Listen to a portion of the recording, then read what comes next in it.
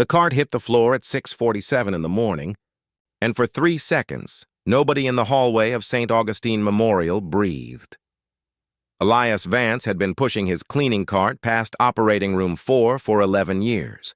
He knew the rhythm of that hallway the way other men knew their own heartbeat, the squeak of the West Wing doors, the particular hush that settled over the floor an hour before a scheduled surgery, the way the light changed when the sun came up over the parking structure and hit the windows at the end of the corridor. What he did not expect on that particular Tuesday was for Dr. Richard Hale's surgical instrument cart to catch the edge of his mop bucket and send a tray of sterile packaging sliding across the tile. "You," Hale said, not raising his voice, which was somehow worse than if he had. "Do you have any idea what that cart costs to replace? Do you understand what you just contaminated?" Elias set down his mop. "Nothing's contaminated, doctor. The trays are sealed. You can check the seals yourself. I don't need a janitor telling me about sterile technique." Hale's voice carried down the hall, and 2 residents near the nurses' station turned to look. "Get your cart out of this corridor before I have you written up." Elias said nothing. He picked up the fallen tray, set it gently back where it belonged, and moved his cart 6 feet to the left. He had learned a long time ago which battles were worth the cost of fighting and which ones a man simply absorbed and carried home in his chest like a stone. This was the second kind. What Dr. Hale did not know, what almost no one at St. Augustine Memorial knew, because Elias had never told them and had never been asked. Was that 14 years earlier? Elias Vance had held a scalpel of his own, not as a surgeon. As a combat medic with the 82nd Airborne, in a forward aid station where the equipment was a fraction of what sat in Operating Room 4 and the stakes were exactly the same as they were now. He had lost his medical license 3 years after coming home, in a civilian hospital in Ohio, when a supervising physician's error during a routine procedure was quietly reassigned to the medic who had assisted.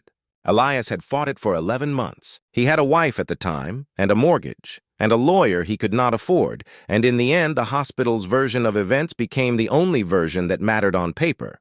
His wife left before the appeal was even finished. He kept the mortgage a year longer than he should have.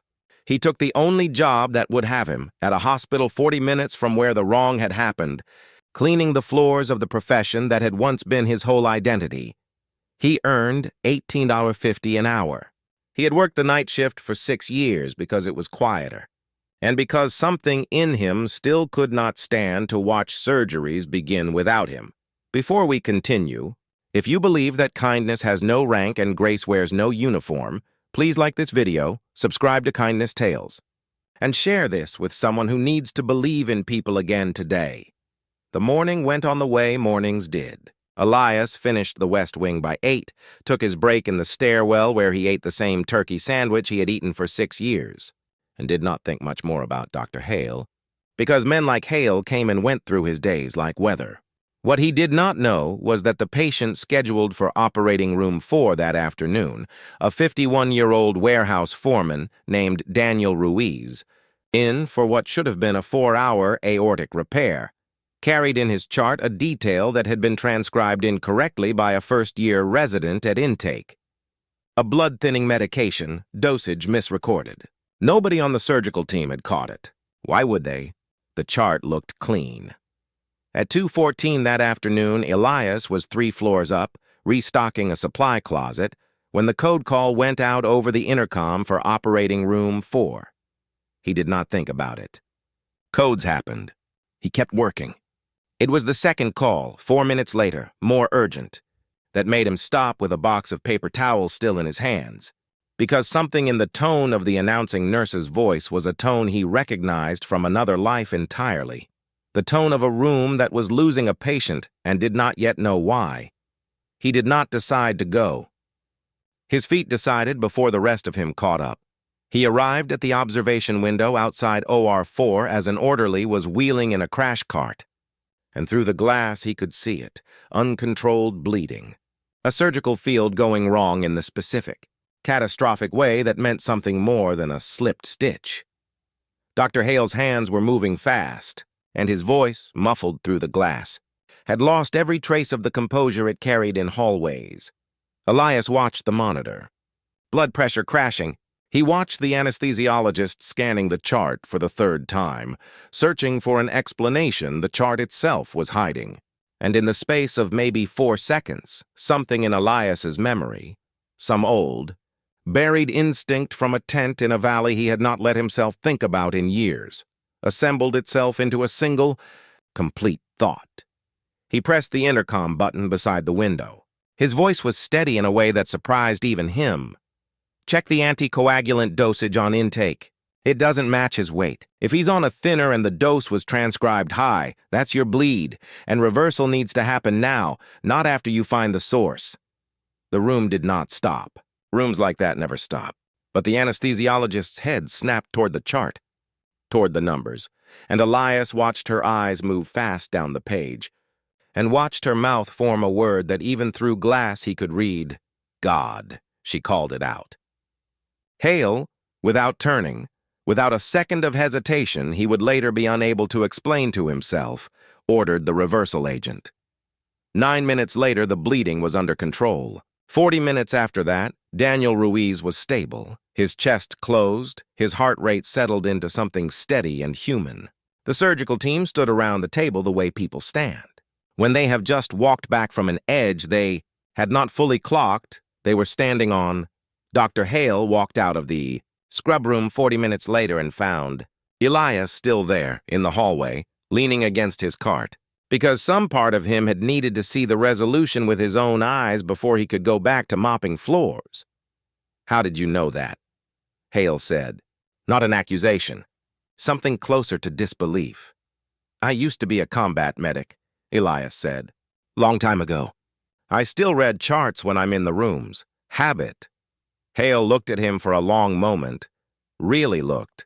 The way people rarely look at a man pushing a mop bucket, taking in the steadiness in his hands, the calm in a face that had just watched a man nearly die and had not flinched.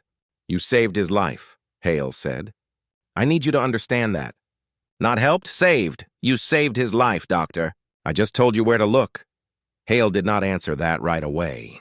He glanced down the hallway toward the stairwell where Elias ate his sandwich every day, and something in his expression shifted into a kind of quiet, uncomfortable arithmetic. The cost of the morning's dismissal weighed now against what had happened at 2:14. Come to my office tomorrow, Hale said. Not to talk about this morning. To talk about your license. Elias's hands went still on the cart handle. That's not something that gets fixed with a conversation. No, Hale agreed. But I know people.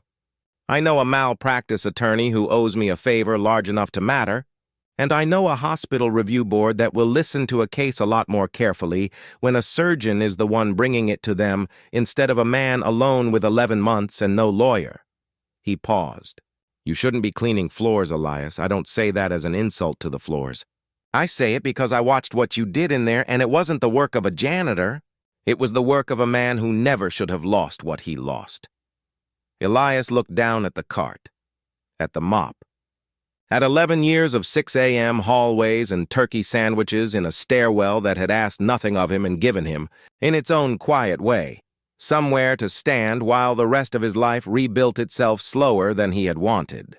I'm not asking for anything, he said. I know, Hale said. That's exactly why I'm offering it. 6 months later, Elias Vance sat for the first of 3 exams that would return his license to practice. Daniel Ruiz, the warehouse foreman, sent a card to the hospital with no return address, just 4 lines thanking whoever had been watching that day. It was pinned, eventually, to the board in the break room, where the night staff would see it during their rounds, the ones who came and went unrecognized, who knew the way Elias had always known, that the most important work in a hospital does not always happen behind the glass. If this story moved you, please like this video, leave a comment, and share it with someone who needs to hear it today. Subscribe to Kindness Tales for more stories of courage, grace, and the small human moments that change everything. And tell us in the comments, have you ever misjudged someone by the job they were doing instead of who they truly were?